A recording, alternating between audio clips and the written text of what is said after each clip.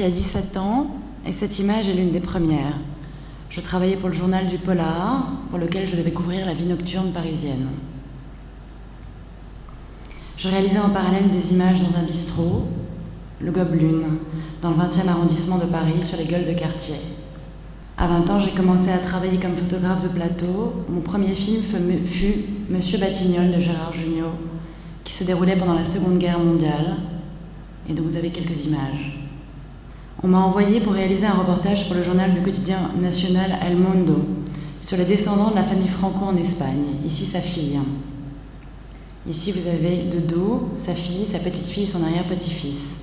Je me suis demandé comment photographier les descendants d'un dictateur et j'ai pensé à ce portrait de Jean-Marie Le Pen par Newton, entouré de ses deux chiens, tels deux cerbères à la porte de l'enfer. C'était une série commandée pour une exposition sur les perles Mikimoto. Je voulais travailler sur les clochards, le contraste entre la richesse des perles et la pauvreté, la saleté. Une de mes premières séries de mode en hommage à Hitchcock que je réalisais en Normandie, dans mon village natal, devant la maison qui m'avait tant effrayée petite. Je suis photographe depuis 1992 maintenant. J'ai eu la chance de vivre 2 ans au Mali et j'ai démarré par un travail sur la jeunesse malienne, intitulé « Avoir 20 ans à Bamako ». Ce que je cherchais à montrer dans ce travail, c'est la jeunesse, la fragilité de cette jeunesse, son sens du partage. J'ai choisi de travailler sur 3 groupes de jeunes qu'on appelle là-bas des grains, qui m'ont introduit auprès de leurs amis, dans leurs soirées, dans leurs moments de solitude, dans leurs envies. Le deuxième travail que j'ai choisi de vous présenter, c'est un travail intitulé « Un président en campagne ».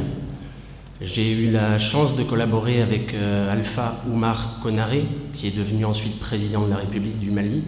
Lors de mon premier séjour au Mali, il m'avait donné une page dans le journal qui s'intitule « Les échos de Bamako ». Je l'ai rencontré de cette façon-là.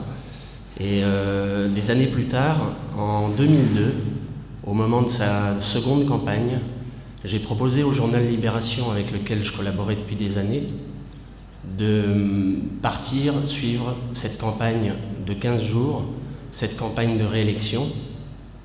Dans toutes les images que je vous montre ce soir, je travaille essentiellement en argentique, c'est-à-dire avec des films, photos.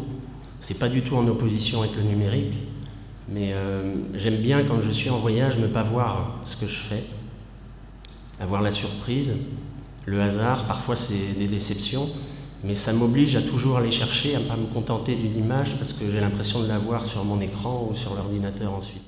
J'ai fait tellement de sujets en 35 ans à Paris Match qu'il a fallu bien évidemment faire un choix. Et je vais vous montrer un peu de people parce que quand même, c'est un point important à Paris Match. Tout le monde reconnaîtra Romy Schneider avec son César. C'était son dernier César avant qu'elle ne meure. Alors, photographier les people, c'est un peu compliqué parce que moi, je ne suis pas un créateur d'images, je suis juste un journaliste. J'ai davantage envie de voler les images que de demander aux gens de faire ce qu'ils veulent.